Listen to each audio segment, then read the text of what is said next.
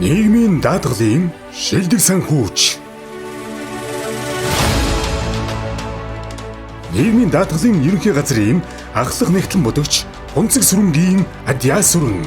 1969 онд Улаанбаатар хотод төрсөн Төв аймгийн Баян цогц сумын 10 жилийн дунд сургууль Монгол Улсын их сургуулийн эдийн засгийн сургуулийг хөдөлмөрийн эдийн засагч удирдлага мэргэжлэр тус төгссөн. Улсад нийт 30 жил эдийн засагч нэгтлэн бодогчоор ажилласан. Тэрбээр 1994 онд хүүхдийн хувцас хувьцаат компанид хөдөлмөрийн эдийн засагчаар ажлын гараагаа эхлүүлснээс хойш ихэвчлэн хувийн хвшлийн байгууллагад ерөнхий нэгтлэн бодогчоор ажиллаж байгаад 2017 оноос нийгмийн даатгалын ерөнхий газрын захиргаа удирдлагын газрын ахлах нэгтлэн бодогч ахлах мэргэжилтнээр ажиллаж байна. Монгол Улсын мэргэжсэн нэгтлэн бодогч Адяа сүрэн нийгмийн даатгалын ерөнхий газрын санхүүгийн үйл ажиллагааг улсын секторын нэгтлэн бодох бүртгэлийн олон улсын стандарт хувь тогтоомжийн дагуу хэрэгжүүлэх, хянах, мэргэжил арга зүйгээр хангах, мөн төрийн албаны тухай хууль, хөдөлмөрийн хуулинд заасан эрх үүргийг хэрэгжүүлэх, нийгмийн даатгалын ерөнхий газрын үйл ажиллагааны зардал болон